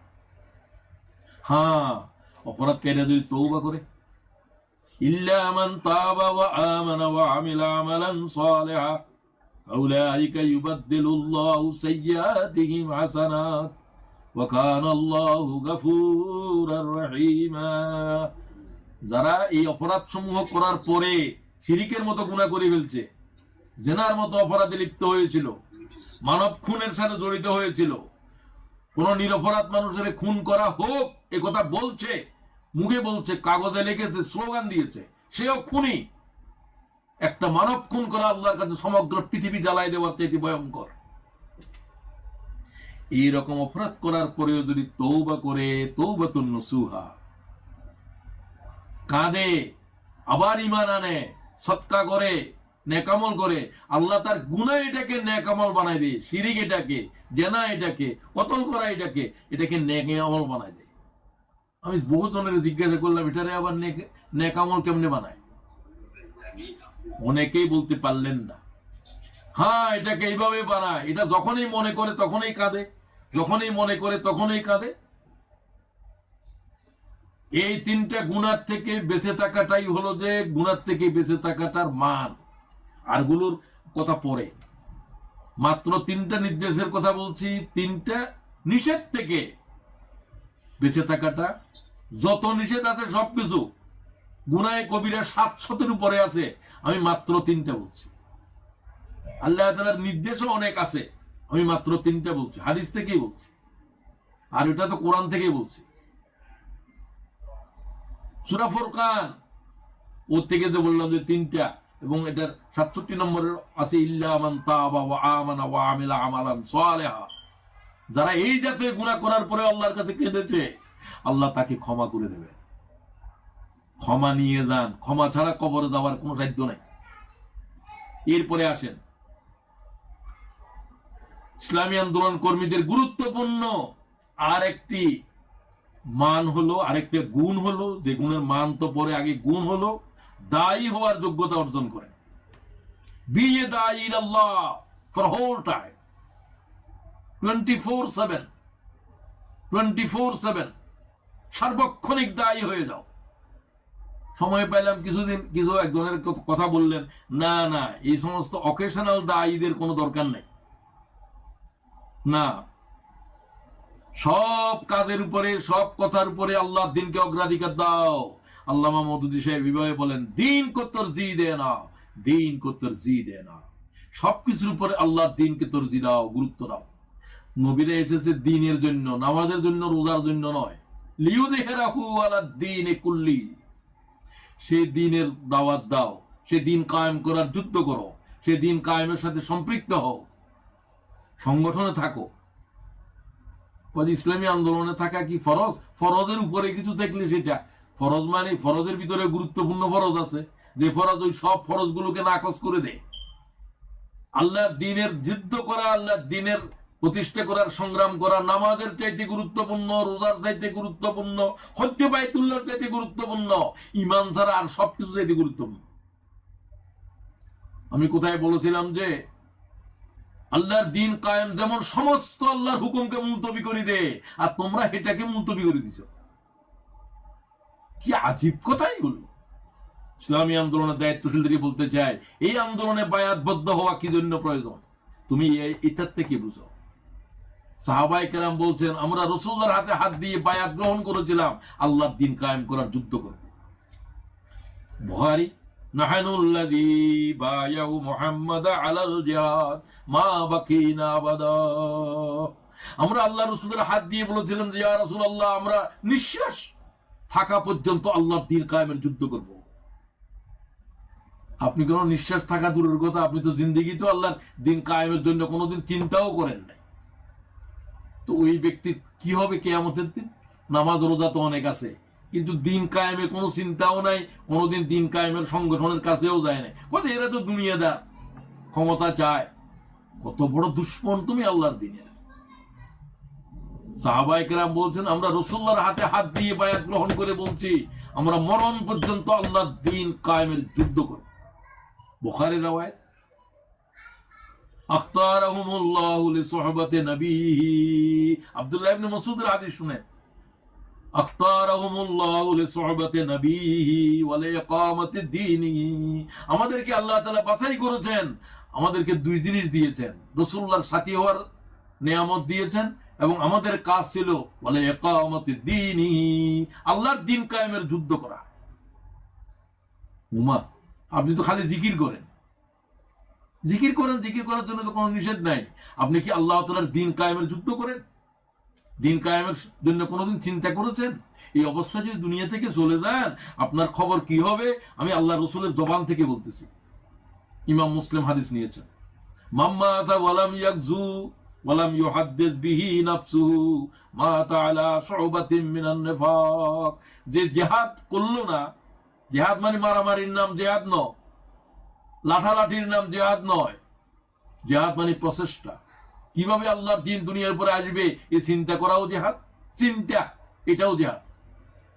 এই জন্য কাগজে লেখা, টুইট করা, মেসেজ দেওয়া সব জিহাদ। কথা বলা, আমি এখন জিহাদ, কথা বলার জিহাদ করতেছি, আপনারা শোনার জিহাদ করতেছেন, সময় দিতেছেন। কোন জালেমে বলছে জিহাদ মানে মারামারি, খুনাখুনি? শত্রুরা বলছে এগুলো। খুব ভালো করে বুঝবেন, আল্লাহ তাআলার দ্বীনের ফিকির নিয়ে কোনোদিন চিন্তা করলেন না, এই অবস্থায় মারা গেলেন।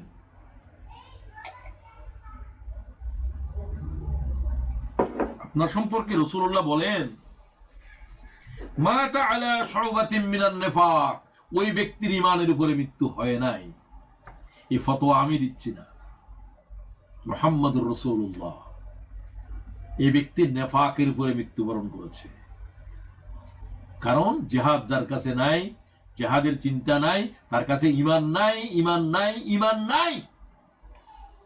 আমি বলতেছি না, আমি ফতোয়া দেওয়ার কে? ফতোয়া দিবে আল্লাহ এবং তার রাসূল। ওয়াকাল রাসূলুল্লাহ মান জাহাদাহুম বিয়াদিহি ফাহুয়া মুমিন।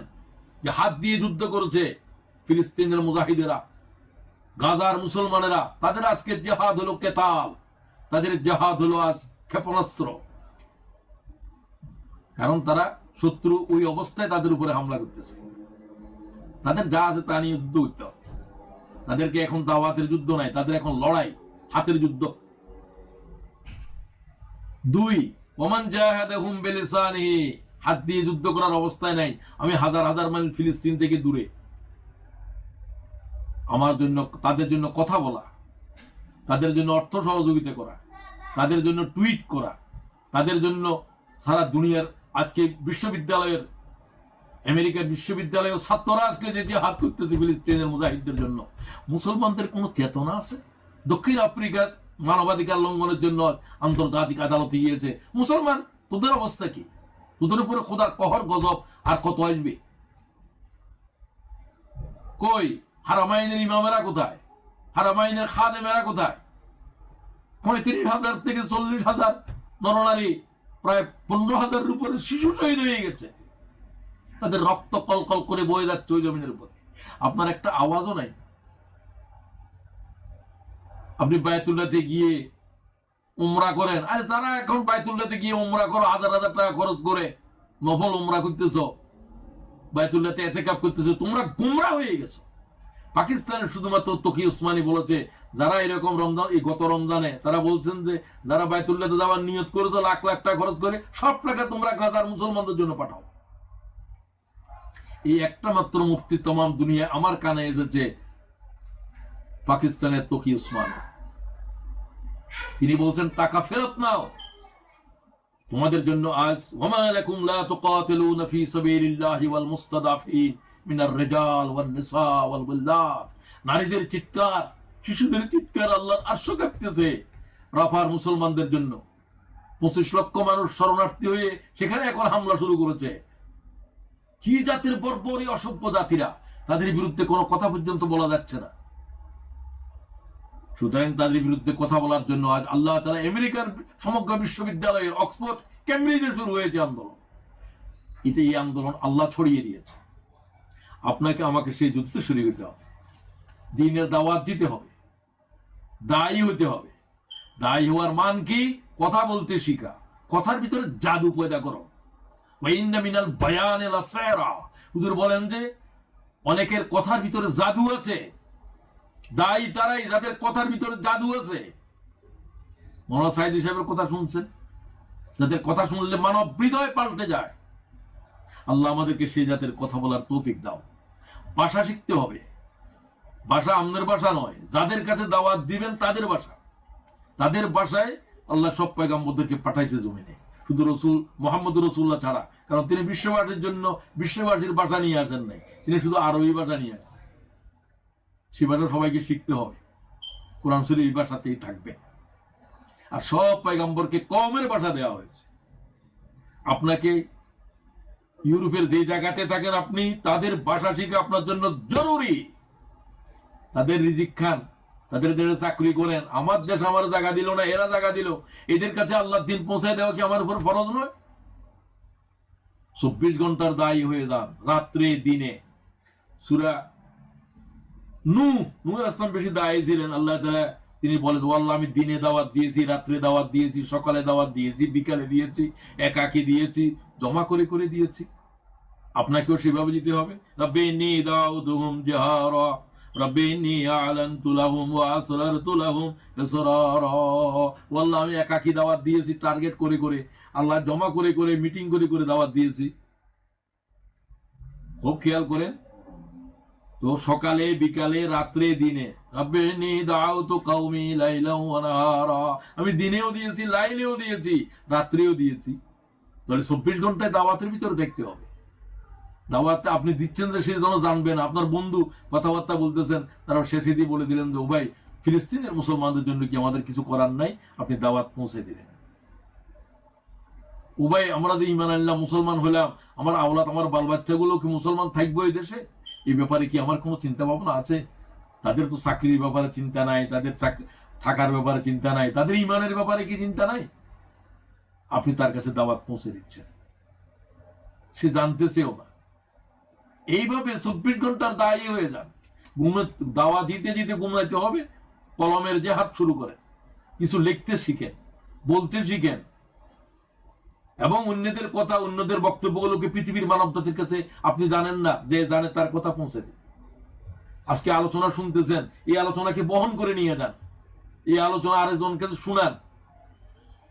এটা ইউটিউবের আলোচনা তাম পৃথিবীর লক্ষ কোটি মানুষের কাছে আপনি পৌঁছে দিতে পারবেন, যেটা রসুলের যুগে ছিল না। আল্লাহ তো এখন দিয়েছে আপনাদেরকে সেই সুযোগ। এরপর আমি কথা শেষ করার আগে আর দুটো কথা বলতে চাই। অন্যের অধিকার হক সম্পর্কে সাবধান হন। আমরা যারা দায়িত্বশীল হতে চাচ্ছি বড় ধরনের, আমাদের কাছে অন্যের আমানত, অন্যের হক সম্পর্কে আমাদের জ্ঞান থাকতে হবে। কারণ এটা এত বড় এক জিনিস যে এই ব্যাপারে কোনো সমস্যা থাকলে তার জান্নাতে যাওয়ার কোনো রাস্তা নেই।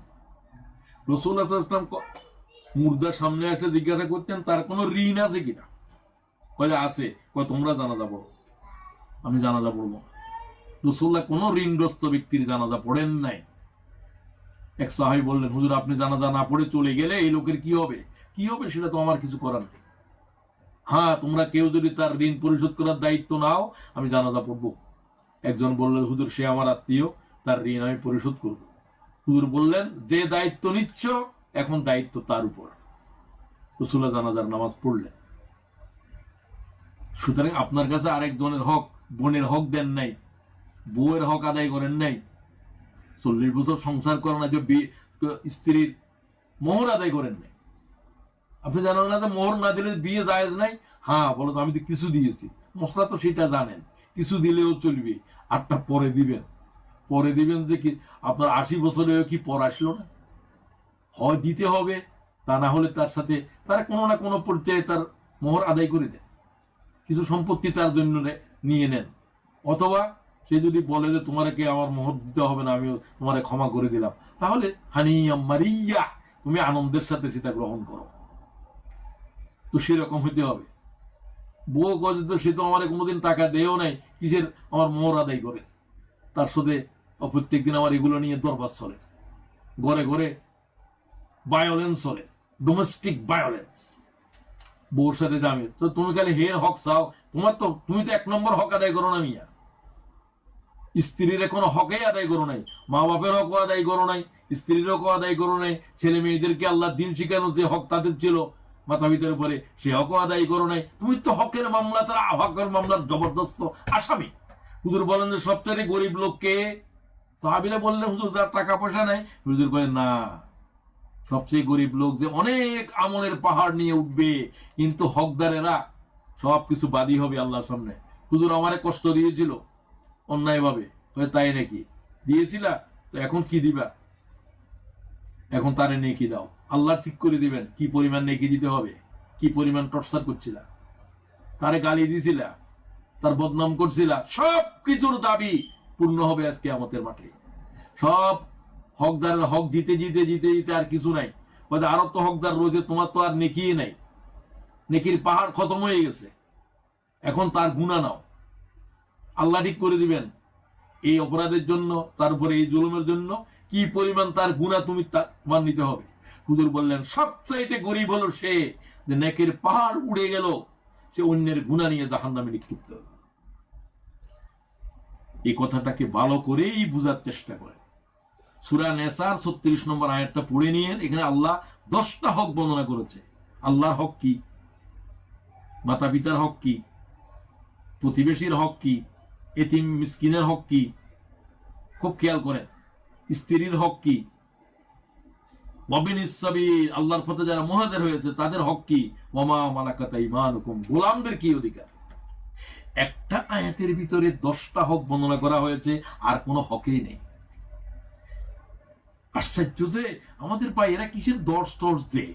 কোনোদিন তো এই আয়াতের দর্শ দিতে আমি শুনিও নাই। আলহামদুলিল্লাহ, আমি তো কয়েকবারই দিয়েছি, বিভিন্ন ইস্ট লন্ডনে দিয়েছি, তারপরে ইব্রাহিম মসজিদে দিয়েছি, আরো কোথায় কোথায়। তো কোরআন শরীফে যে এই জাতের একটা গুরুত্বপূর্ণ আয়াত আছে, আপনার এলেম আছে? কোরআন কি সেভাবে পড়েছি? খালি খতম করে। কোরআন শরীফ খতম করার বিমারের থেকে আল্লাহ আমাদেরকে ফানা দাও। কোরআন শরীফ এটা খতম করার কিতাব নয়, এটা বুঝার কিতাব, আমল করার কিতাব, বিশ্বাস করার কিতাব। সাহাবীদের ভিতরে 1.5 লক্ষ সাহাবীর ভিতরে 50,000 সাহাবী কি হাফেজে কোরআন ছিল? 1 লাখ তো দূরের কথা। এটা দরকারি নয়, হলে ভালো, না হলে নাই। কোরআন শরীফ জানা তো ফরজ। কোরআন শরীফের আয়াতের হাফেজ হও, আল্লাহ কি বলছেন কোন আয়াতের ভিতরে। তো আমি এই প্রসঙ্গ শেষ করতে চাই।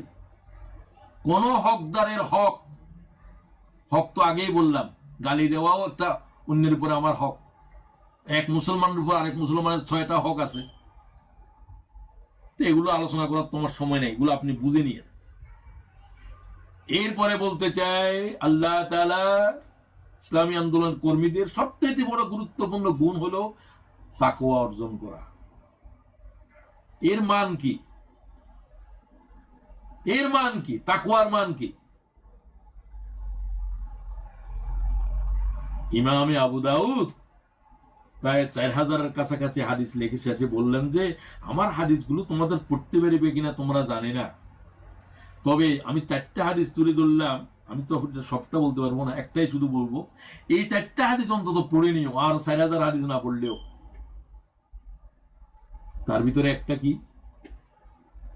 এই একটা তাকওয়ার উপরে। তো তিনি বললেন সেটা কি? সেটা হলো যে আল্লাহ তাআলা আমাদের জন্য সুস্পষ্ট হালাল এবং হারাম নির্দিষ্ট করেছেন। হাজা হালাল, হাজা হারাম। আমাদের কাজ হবে হালাল গুলো গ্রহণ করা, হারাম থেকে বাঁচিয়ে থাকা। আর কিছু আছে হালাল হারামের মাঝামাঝি, আল হালালু বাইয়িনুন ওয়াল হারামু বাইয়িনুন ওয়া বাইনাহুমা মুশতাবিহাত। আর কিছু আছে হালাল হারাম মাঝামাঝি, মাঝামাঝি মাঝামাঝি, হালালেরও গন্ধ আছে, হারামেরও গন্ধ আছে। এগুলো কি করবে? এগুলো তো বেশি। আল হালালু বাইয়িনুন ওয়াল হারামু বাইয়িনুন ওয়া বাইনাহুমা মুশতাবিহাত। আল মুত্তাকি মান ইয়াত্তাকি মিনাশ শুবহাত। মুত্তাকি হচ্ছে তারাই যারা সন্দেহজনক জিনিস থেকে বাঁচি গেছে। আজকে শুনেন এই কথা। তাকওয়া মানে লম্বা পাগড়ি, তাকড়ি মানে লম্বা দাড়ি, টুপি, তসবির মোটা মোটা দানা, এগুলো দিকে ভটকে যাবেন না। এগুলোর নাম তাকওয়া নয়। আত-তাকওয়া হাহুনা ওয়া ইশারাতু ইলা কলবি রাসূলিল্লাহ। রাসূলুল্লাহ সাল্লাল্লাহু আলাইহি ওয়াসাল্লাম কলবের দিকে ইশারা করে বললেন তাকওয়া এখানে, তাকওয়া এখানে, তাকওয়া এখানে। বাম স্তনের দিকে ইশারা করলেন। সুফিরা বলে বাম স্তনের 2 আঙ্গুল নিচে কলব আছে। কলবের ভিতরে আল্লাহর ভীতিকে জাগ্রত করো। তাকওয়া প্রত্যেকটা খানার দানার ভিতরে আছে, প্রত্যেকটা কদমের ভিতরে তাকওয়া আছে, চোখের প্রত্যেকটা পলকের ভিতরে তাকওয়ার মশলা আছে। আপনি তাকওয়া কি বুঝছেন? দানা খাচ্ছেন যে সেটা হালাল না হারাম, তাকওয়া। আমি যাচ্ছি যে সেই পথের কদম দিচ্ছি যে পথে, সেটা কিসের পথ? সেটা কি গুনার কাজে না নেকের কাজে, না সময় অপচয় করার, আড্ডাবাজি করার? এটার জন্য যত কদম দিয়েছে সমস্ত কদমের ভিতরে গুনাহ গুনাহ গুনাহ লেখা যাচ্ছে। প্রোগ্রামের জন্য যত কদম দিচ্ছেন প্রত্যেক কদম আপনি আল্লাহর দ্বীনের পথে আসতেছেন। সুতরাং আপনার প্রত্যেক কদমের ভিতরে তাকওয়ার প্রশ্ন আছে, প্রত্যেক দানার ভিতরে তাকওয়ার প্রশ্ন আছে, প্রত্যেক চোখের পলকের ভিতরে তাকওয়ার প্রশ্ন আছে। তাহলে তাকওয়া তো কোনো একটা জিনিসের নাম নয়। শুধু মনে করতেন 30 দিন রোজা রাখছেন আপনি মুত্তাকি হয়ে গেছেন, না। আল মুত্তাকি মান ইয়াত্তাকি মিনাশ শুবহাত। রাসূলুল্লাহ বললেন সন্দেহজনক জিনিস হারাম থেকে বেঁচে গেলেও মুত্তাকি নয়। সন্দেহজনক জিনিস খাওয়া, সন্দেহজনক জিনিসের দিকে তাকানো, সন্দেহজনক জিনিস গ্রহণ করা, সন্দেহজনক এর ভিতরে হারাম হালাল দুইটাই আছে মনে হয়, এই জাতের জিনিস থেকে যতক্ষণ দূরে থাকতে পারবো না ততক্ষণ আমি মুত্তাকি হই নাই। এইটা হলো মান। জুব্বাওয়ালার পাগড়িওয়ালার পিছনে ঘুরেন মিয়া, তাকওয়া তো চিনেন নেই আপনি। শয়তানের পাগড়িতে এর চাইতে বড়। কোথায় কোন দেশে, পাকিস্তানের সম্ভবত 14 বছরের ইমাম শিখ, বহুদিন পরে কেমনে ধরা পড়ছে যে সে হলো তো গোয়েন্দা শিখ। 14 বছর পর্যন্ত জুমা মসজিদের ইমামতি করে, কি লেখাপড়া করিয়ে আসছে, আরবি ফার্সি চিন্তা করে। তো তার দাঁড়ি দেখে পাগড়ি দেখে আপনি তো তার কিছু বুঝার কোনো উপায় তো নেই, সে তো মুসলমানই না। তো সুতরাং আল্লাহ তাআলা বলছেন যে তোমাদের ভিতরে খোদাভীতি সৃষ্টি করার জন্য সিয়াম লাআল্লাকুম তাত্তাকুন। ফরজ সিয়াম, নফল সিয়ামও কিছু করেন। প্রত্যেক সপ্তাহে 2 দিন রোজা করেন, মাসে 3 দিন রোজা করেন। আলহামদুলিল্লাহ লন্ডন শহরে তো অনেকেই করে, আমাদের পরিবারে করে, আমরাও চেষ্টা করি, আপনারাও করেন। রাসূলুল্লাহ সাল্লাল্লাহু আলাইহি ওয়াসাল্লাম বলছেন হুজুর আপনি সোমবারে বৃহস্পতিবারে কেন রোজা রাখেন? সোমবার আমার জন্মদিন, আমার নবুয়ত হয়েছে সোমবারে, সোমবারে আমি ইন্তেকাল করব। আল্লাহ আমার আমল নামাও সোমবারে দেখে, প্রতি মানুষের সপ্তাহে 2 দিন এবং বৃহস্পতিবারে। এখন কারো জন্মদিন পালন করলে আপনি করেন যে ইসলামী আন্দোলন একদম খারেজ হয়ে গেছে। রসুলের নিজের জন্মদিন করে সোমবার আমার জন্মদিন, আমি এই জন্য রোজা রাখি। আপনি আপনি কি বুঝলেন? খালি বাড়াবাড়ি বাড়াবাড়ি বাড়াবাড়ি, বলে মিয়া জন্মদিন পালন করো কি ইসলামী আন্দোলন করো। আমি বললাম যে তুই ইসলামী আন্দোলন তুই কি বুঝস বেটা? আমিও তো জন্মদিন পালন করি মাঝে মাঝে। বলতে আমার 72 জন্মদিনের আজকে 73। আমি আজকে ভাবতেছি যে আমি আল্লাহর কাছে কি প্রস্তুতি নিয়ে যাচ্ছি, তোমরাও শুনো, আমার পরিবারকেও শুনো। তো আমার জন্মদিন পালন করা তো তাদের জন্য, সকলের জন্য হেদায়েতের মিশন। তো আমি আমার নাতির জন্মদিনেও সেগুলা বলতেছি, তারে কিভাবে তৈরি করতে হবে। জন্মদিনে একটা উৎসব করলে তো সেটাকে তুমি ভালোভাবে করলে তোমার কি ঈমান চলে যাচ্ছে নাকি? রাসূলুল্লাহ বললেন যে আমার জন্মদিনে আমি রোজা করি, এই দিন এই সোমবারে আমার জন্মদিন, এই সোমবারে আমি পৃথিবী থেকে যাব, এই সোমবারে আল্লাহ তাআলা আমাকে নবুয়ত দিয়েছে। আসল কাজের কোনো দেখা নাই, যেটা অপ্রয়োজনীয় সেটা নিয়ে বাড়াবাড়ি, সেটা নিয়ে বাড়াবাড়ি। শিরক বুঝে না আজও, আল্লাহর দিন কায়েমের যুদ্ধ বুঝে না আজও, জিহাদ বুঝে না আজও। তো সুতরাং খালি এমনি আলে হাদিস হয়েছে, খালি কি হয়েছে, সলফি হয়েছে, মাথা মুন্ড হয়েছে, মুসলমানও তো হয় না আজও। সুতরাং আমি রোজা পালন করার জন্য বলছি। হুজুর পাক সাল্লাল্লাহু আলাইহি ওয়াসাল্লাম বলেন, যে ব্যক্তি একটা রোজা আল্লাহ তাআলার জন্য রেখেছে, একটা রোজা, মান সামা ইয়াউমা ফি সাবিলিল্লাহ, আল্লাহর রাজি করার জন্য সোমবারে আমি রোজা রইলাম, আমার আমলনামা আজকে আল্লাহ দেখবেন, বিশদবারে দেখবেন। হুজুর বলেন, বা'দাল্লাহু ওয়াজহাহু আনিন নার 70 খরিফা, জাহান্নাম তার থেকে 70 বছর দূরে চলে যাবে একটা সিয়ামের জন্য। জাহান্নাম থেকে বাঁচার জন্য দুটা নুসখা শুনেন, একটা হলো সিয়াম আর একটা হলো সদকা। ইন্তেকালের মুহূর্তে বলবো যে আমারে আল্লাহ কিছু সময় দিয়ে সদকা করার জন্য, আমি দেখতেছি আখিরাতের সংকট সদকার ভিতরে। এত বকিল 10টা টাকাও মাসে দিতে পারে না, কি সদকা করবে? বকিলের জন্য খোদার জান্নাত নাই।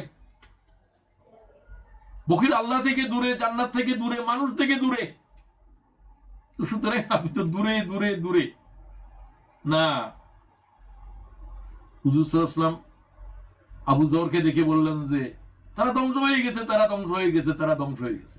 হুজুর বললেন, কে ধ্বংস হয়ে গেল? ফেদাকা আবি ওয়া উম্মি ইয়া রাসূলুল্লাহ। আরবিরা কথা বলতে এইভাবে বলে, আমার আব্বা আম্মা আপনার জন্য কুরবান হয়ে যাক। কারা ধ্বংস হয়ে গেল? ফালাহুমুল আকসারুনা আমওয়ালা, মালওয়ালারা ধ্বংস হয়ে গেছে, মালওয়ালারা ধ্বংস হয়ে গেছে, মালওয়ালারা ধ্বংস হয়ে গেছে। আবু যর চোখ বড় করে ফেললেন। আবু যরের কাছে কিচ্ছু ছিল না, তিনি আগামী দিনের জন্য কিছু সঞ্চয় করা জায়েজ মনে করতেন না। ওই সাহাবী আবু যর। কমিউনিস্টরা কয় যে আমরা আবু যরের অনুসারী। আচ্ছা যাই হোক, কি অনুসারী? তারপরে রাসূল বলেন, ইল্লা মান ক্বালা হাকাযা ওয়া হাকাযা ওয়া হাকাযা, তারা ছাড়া যারা মাল আছে, মালদারদের ভিতরে তারা ধ্বংস হলো না, যারা মালকে শুধু ভাগ করতেছে, এটা আমার পরিবারের জন্য, এটা আমার আব্বা আম্মার জন্য, এটা আত্মীয় স্বজনের জন্য, এটা আল্লাহর দ্বীনের জন্য, এটা মুজাহিদদের জন্য, এটা যারা কারাবন্দী আছে, যারা শহীদ হয়ে গেছে তাদের আওলাদদের জন্য। ইল্লা মান ক্বালা হাকাযা ওয়া হাকাযা ওয়া হাকাযা, এরা ছাড়া। সুতরাং বুঝা গেল মাল থাকা তো বড় ইবাদত। মাল এটা দিয়ে কত কাজ করতে পারেন, কোরবানি দিতে পারেন, হজ করতে পারেন, এগুলো তো মালদারের উপরে খরচ। বকিলের উপরে কি? বকিল খালি টাকা জমা করে আর হিসাব করে। ওয়াইলুল লিকুল্লি হুমাযাতিল লুমাযাতিন ইল্লাযী জামাআ মালান ওয়া আদ্দাদা, খালি জমা করে আর বলে যে এখন আমার অ্যাকাউন্ট কত, এখন ট্রিলিয়ন সলের এগুলা থাকবে, তুমি কবরে যাবে শূন্য হাতে। বকিলের আওলাদেরাও বকিল হয়। তো সুতরাং আমি আলোচনা শেষের দিকে চলে যেতে চাই। শেষ কথাটা বলতে চাই, ইসলামী আন্দোলনের কর্মীদের গুরুত্বপূর্ণ একটা গুণ হলো রাতের শেষের আহাজারি, ক্রন্দন, তওবা, তাহাজ্জুদ, সব একটার ভিতরেই আছে। ফাইজা কানাল লাইলু কানু রহবানা। ও আব্দুল্লাহ ইবনে ওমর কাতাদা বললেন, তোমার আব্বাদের আম্মাদের রাত কেমন করে যেত, যারা প্রথম যুগের মুসলমান? আমরা তো তাদেরকে দেখি নাই, তোমাদেরকে দেখছি। তো কি বললো? ফাইদা কানাল লাইলু কানু রহবানা, রাত আসলে আমার আব্বারা সংসার ত্যাগী হয়ে যেত। তাতাজাফা জুনুবুহুম আনিল মাজাজে ইয়াদউনা রাব্বাহুম খাউফান ওয়া তামা। আল্লাহ যাদের সম্পর্কে বলেছেন এদের পিঠ বিছনা থেকে আলাদা হয়ে যায় আল্লাহর ভয়ে, এরা তাহাজ্জুদের জন্য খাড়া হয়ে যায় মানব যখন ঘুমিয়ে থাকে। ইসলামী আন্দোলনের দায়িত্বশীলগণ, নবীদের উপরে শেষ রাত জাগ্রত থাকা ফরজ ছিল। উম্মত, হুজুর বলছেন হুজুরের সমস্ত উম্মতেরা তাহাজ্জুদ গুজার, সাহাবীরা। আমাদের জন্য হওয়া উচিত আফজালুস সিয়ামে বা'দা রমজান শাহরুল্লাহিল মুহাররম ওয়া আফজালুস সালাতে বা'দাল ফরিজা সালাতুল লাইল। ইমাম মুসলিম হাদিস নিচ্ছেন, রমজানের সমস্ত রোজার ভিতরে ফরজ রোজার পরে গুরুত্বপূর্ণ রোজা হলো মুহররমের রোজা, 9-10 তারিখ, 2 দিন। সমস্ত নামাজ, ফরজ নামাজের পরে গুরুত্বপূর্ণ সালাত শেষ রাতের সালাত। অভ্যাস করেন ভাইয়েরা বোনেরা, প্রতিদিন না পারলে নিয়ত করে শুইবেন যে আল্লাহ আমার জাগ্রত করে দেবে। তো জাগ্রত তো যারা নিয়ত করে তাদের কিন্তু জাগায় দেয়, এটা তো একবার নিজেদের জীবনে দেখেছি, আপনাদের জন্য বলছি। ওয়াল্লাযীনা ইয়াবীতুনা লিরাব্বিহিম সুজদান ওয়া কিয়ামা, আমার প্রিয় বান্দারা শেষ রাত আমার ভয়ে কাঁদে, সিজদার ভিতরে লুটিয়ে থাকে, দণ্ডায়মান থাকে আল্লাহর হুজুরে, সিজদার ভিতরে লুটিয়ে পড়ে। সুজদান ওয়া কিয়ামা। ভাই বোনদেরকে বলতে চাই, শেষ রাতের জাগরণ এর কোনো বিকল্প নাই আল্লাহর নৈকট্য হাসিল করার জন্য। এ সময় আল্লাহ তাআলা প্রত্যেক বান্দাদেরকে ডেকে বলে, ইয়ানজিলু রাব্বুনা তাবারাকা ওয়া তাআলা কুল্লু লাইলাতিন ইলা সামাঈদ দুনিয়া। প্রত্যেক রাতের ভিতরে একটা কদরের রাত আছে, সময় আছে। যখন রাতের 3 ভাগের 1 ভাগ বাকি থাকে, আল্লাহ তাআলা তখন জমিনের শেষ আকাশের দিকে ডাক মারে। প্রত্যেকের ঘরের দরজায় পরে এই আঘাত, আল্লাহর এই আওয়াজ পৌঁছে যায়। মানব এবং জিন ছাড়া তামাম মখলুক আল্লাহর আওয়াজ শুনে। কি বলে? মাইয়াদউনি ফাস্তাজিবা লাহু, আমার কাছে কি চাওয়ার কেউ আসো? আমি দিতে এসেছি। মাইয়াস আলুনি ফাউতিয়া লাহু, ছেলে নাই, মেয়ে নাই, উঠা নাই, সেটা নাই, কার কি নাই আমার কাছে বল, তোকে দিব আমি। মাইয়াগফিরুনি ফাগফার লাহু, গুনাহগার কেউ আসো, গুনাহ মাফ চাও, তোরে মাফ করতে আসছি। সবসময় আমরা আল্লাহকে ডাকি, রাতের শেষে আল্লাহ আমাদেরকে ডাকে, আর আমরা তখন ঘুমাই থাকি। আজকে সিদ্ধান্ত নেন, আজকে আল্লাহ শুনলেন আমার ভিতরে এই গুণ কিভাবে আসবে। এটার মান হলো প্রত্যেক রাত শেষ রাত জাগ্রত থাকা। আল্লাহ তো প্রতি রাতেই ডাকতেছে, তাহলে তাড়াতাড়ি করে শুয়ে যেতে হবে। রাতের 12টা পর্যন্ত আপনার গল্প গুজবের শেষ নাই, টেলিভিশন দেখার শেষ নাই, মোবাইল শেষ করে দিচ্ছে জিন্দেগিরে। শেষ রাতের উঠার সময় নেই, কানের ভিতরে মোবাইল দিয়ে দিয়ে ঘুমায়। কি জাতের অথর্ব! সমস্ত চিকিৎসকেরা বলতেছে যে মোবাইল 2 ঘন্টা 3 ঘন্টা আগের থেকে বন্ধ করো, গরম পানীয় খাওয়া বন্ধ করো, 7-8 ঘন্টা ঘুমাইতে হবে। তাড়াতাড়ি ঘুমালেই তো ঘুমাইতে পারবেন। শরীরের ভিতরে যে মেলাটোনিন ও শরীরের ভিতরে যে সমস্ত দেহের ক্ষয় পূরণের কাজ হয়, এগুলো রাত 10টা থেকে 3টার ভিতরে হয়। এরপরে জাগ্রত হয়ে গেলে শরীরের উপকার। শেষ রাতে যারা জাগ্রত হয় তাদের স্বাস্থ্য ভালো থাকে। তো আমি আপনাদের কাছে ইসলামী আন্দোলনের কর্মীদের গুরুত্বপূর্ণ গুণ এবং তার মান সংক্ষেপে আলোচনা করার চেষ্টা করেছি। আমার কাছে এই মান পর্যন্ত যা বলেছি সবটাই, সবকিছুর আছে, আমি এটা বলতে পারতেছি না, চেষ্টা করতেছি করার জন্য। হতে পারে যারা আলোচনা শুনছেন তাদের ভিতরে আল্লাহ তাআলা আমাদের চাইতে অনেক যোগ্যতা সম্পন্ন ভাই বোন রয়েছে। আমরা তাদেরকে বলতে চাই, মানের কোনো শেষ নাই, এই চূড়া কেউ স্পর্শ করতে পারবে না। স্পর্শ করার জন্য কোশিশ করতে হবে, জেহাদ করতে হবে। আল্লাহ যেন আমাদের ভিতরে এই গুণাবলীগুলোর মান পয়দা করে দেয়। আল্লাহ তাআলা আমরা যারা বায়াতবদ্ধ হওয়ার জন্য অগ্রসর হচ্ছি, আল্লাহ আমাদেরকে, আল্লাহ তাআলা, এখন তো আর ইসলামী সরকার নাই তার হাতে বায়াত হব। আল্লাহর দ্বীন কায়েম করার জন্য যে সমস্ত সংগঠন দুনিয়ায় কাজ করছে, সেই সংগঠনের দায়িত্বশীলদের হাতে আপনারা বায়াতবদ্ধ হবেন খোদার দ্বীন কায়েম করার জন্য। সাহাবীরা যে লফজ বলেছিল, মা আমরা নাহানুল্লাযী বায়াউ মুহাম্মাদ আলাল জিহাদ মা বাকিনা আবাদা, মা বাকি না বাদা, যতদিন আমরা বেঁচে থাকবো আমাদের শেষ নিঃশ্বাস পর্যন্ত আল্লাহর দিন কায়েমের জন্য আমরা প্রচেষ্টা করতে থাকবো। এই কথাটিকে আজকের শেষ কথা বলতে গেলে এই কথাটাকেই জীবনের জন্য আজকে মনে করে নেন। আমরাও আজকে শপথ নিলাম, আমরা আল্লাহ তাআলা এই জন্য বায়াতবদ্ধ হব যে আমরা আমাদের শেষ নিঃশ্বাস পর্যন্ত